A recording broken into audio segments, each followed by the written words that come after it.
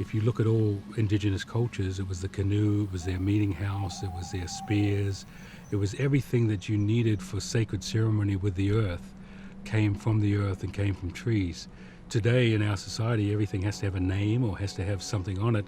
I believe it's the energy in the trees that someone can pull out, can actually help others get in tune with themselves or get in tune with the whole village.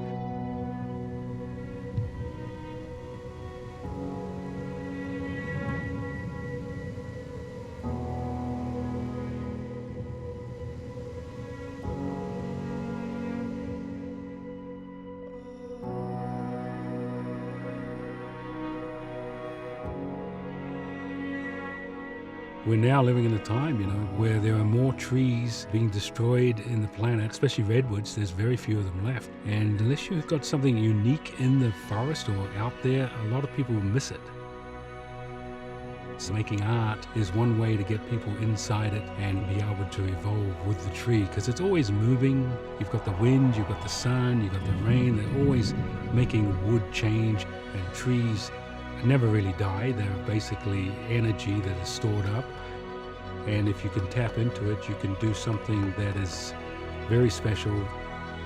There's a famous saying in the South Pacific, you've got to be worthy of the conspiracy of your ancestors. Because long before you were even thought of, there was a seed planted in your being that one day you'd come forth and help your tribe or your lineage or your ancestry in such a way that they'd benefit from you being here. So unless you open to that, you're very limited. You just have a short space of time and you're not part of the greater whole. So I believe working with the mana of the trees and the energy of the planet with nature and teaching others how to do it is one of the greatest gifts I think I've had, is to see people take it further than me. And I believe that if you're a really good teacher, your students should become better than you. And they should be able to use that to show others, and it should just carry on. And I believe that's what mana is taking something from the wisdom of the ancients and our ancestors and making it happen in their life now to benefit the unborn future. Trees are silent sentinels. They observe us grow from our infancy right through to our senescence. And they're imbued with a lot of memories. So when you carve a piece of wood, when you're chiseling, when you're sculpting, you're taking away something that never has been and never will be. It's a novelty and nuance in a piece of art. The times we're in, politicians come and go, but art prevails.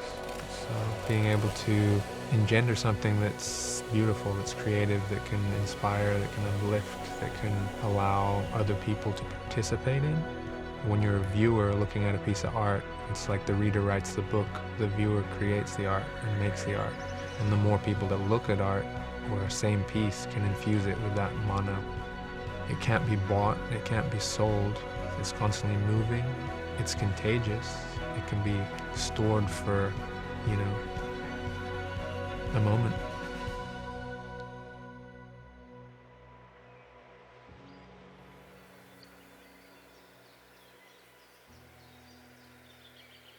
When Ko and I were first looking at it, we were looking at maybe something from nature that related to this whole area, because this is the end of the camp.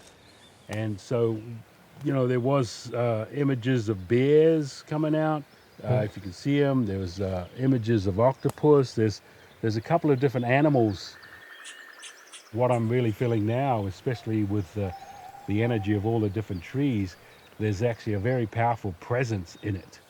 So if you see this part coming out in the front, it's almost like a nose of some being or some animal. And a forehead. And a forehead. So I think what's going to happen is that this front piece, because you have to go right through to when you walk through here, will actually become the center.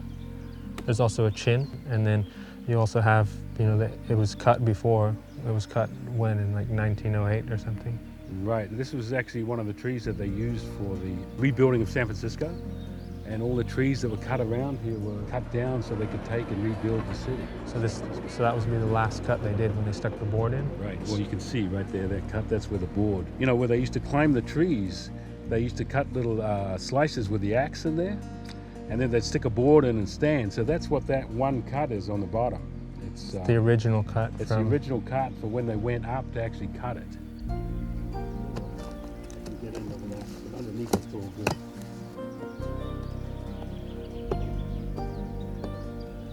Yeah, so it's all good and solid all along here. It's going to make a good cut. As soon as an eye goes up, you almost have a being or something alive in it, and it's getting to the stage where I'm trying to decide how to work with this energy, and it's in there. I'm just tuning into it, so it's starting to come out. This is starting to come alive, and if I was just going to let loose, I'd just keep going until the being just comes right on out.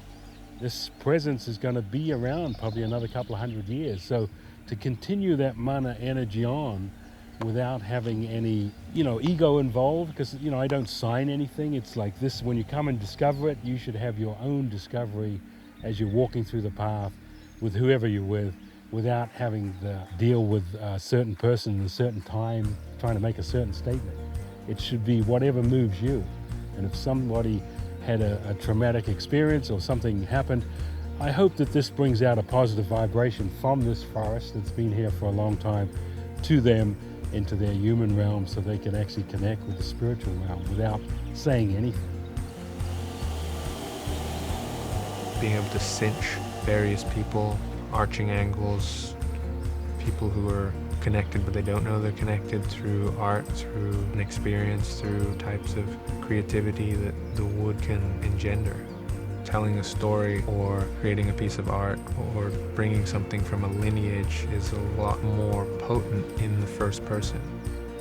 Instead of having a second orality, being physically in front of an art piece has more power than necessarily hearing about it or viewing a picture of it or seeing a movie about it, but to actually physically be in the presence of or a consecration of something that is greater than you, that it's bigger, that is beyond the scope of words. All the pieces I'm doing, I'm trying to listen to what the stump is really trying to interpret what it is, and that's why it comes back to the mana.